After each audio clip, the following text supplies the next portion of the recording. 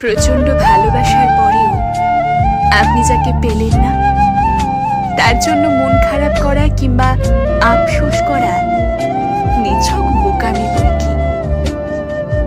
আফসোস তো সে করবে যে আপনার কাছ থেকে এত ভালোবাসা, এত যত্ন আদর পাওয়ার পরেও আরেকটু ভালো থাকার জন্য অন্য কাউকে বেছে নিয়েছে। ভালোবাসার মানুষটাকে মুক্ত করে দিতে হয়, যাতে মানুষটা অন্তত দেখতে পারে পৃথিবীর আর কেউ তাকে ঠিক আপনার মতো করে ভালোবাসতে পারে কিনা, আপনার মতো করে বুঝতে পারে কিনা। আর যখন সেই মানুষটা পুরো পৃথিবী ঘুরেও আপনার মতো কাউকে পাবে না, ঠিক তখনই চরম আফসোস করবে, নিজেকে সান্ত্বনা দেওয়ার ভাষা হারিয়ে ফেলবে। আপনাকে কষ্ট দিয়ে অন্য কোথাও সুখ সে কোনো দিনও পাবে না, এটা নিশ্চিত থাকুন। হয়তোবা আপনার সামনে নিজেকে সুখী উপস্থাপন করার জন্য নানা কৌশল অবলম্বন করবে ঠিকই, কিন্তু ভেতরে ভেতরে সে প্রচন্ড আফসোস করবে আপনার জন্য। পৃথিবীতে আজকাল প্রকৃত ভালোবাসা যে বড্ড দুর্লভ। যে মানুষ সামান্য একটু সুখের লোভে কারো ভালোবাসাকে অবজ্ঞা করে, সে মানুষ আর কোনোদিনও ভালোবাসা পায় না।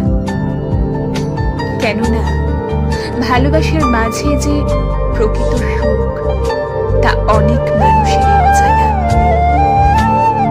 যাকে মন প্রাণ দিয়ে ভালোবাসতেন, যত্ন নিতেন, আগলে রাখতেন, তাকে না পাওয়াটাই বেশ ভালো।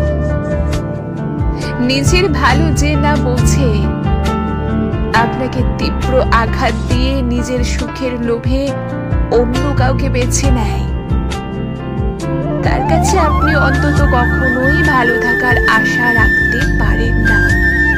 ভালো থাকতে পারেন না, ভালো থাকার কথাও নয়, বিশ্বাস করুন। কারণ ওই যে সে আপনাকে বুঝলো না। মনে রাখবেন, যাকে প্রচন্ড ভালোবাসা যায় তার থেকে যে প্রচন্ড ভালোবাসে তাকে হারানোর বেদনা অধিক কষ্টের এবং যন্ত্রণাদায়ক বটে। আজ ভালোবাসার মানুষটাকে না পেয়ে আপনি যে আঘাত পাচ্ছেন, নিজেকে তিলে তিলে শেষ করে দিচ্ছেন, সেই মানুষটাও একটা সময় ঠিক আপনার থেকে দ্বিগুণ কষ্ট পাবে। কেবল আপনার থেকে পাওয়া প্রচন্ড ভালোবাসা, যত্ন এবং আদরের কথা মনে করে বিশ্বাস করুন অবশ্যই পাবে, পেতেই হবে। ভালোবাসার সময় কখনোই কারো কাছে তার দেনা পাওনা বাকি রাখে না, যে সময় মতো সুদে আসলে সব শোধ করে দেয়, সবটা। অতঃপর আপনি একটা সময় ঠিকই তার স্বার্থপরতার কথা ভেবে নিজেকে বদলে নেবেন, গুছিয়ে নেবেন, কষ্টকে জয় করে নিজে ভালো থাকা শিখে নেবেন।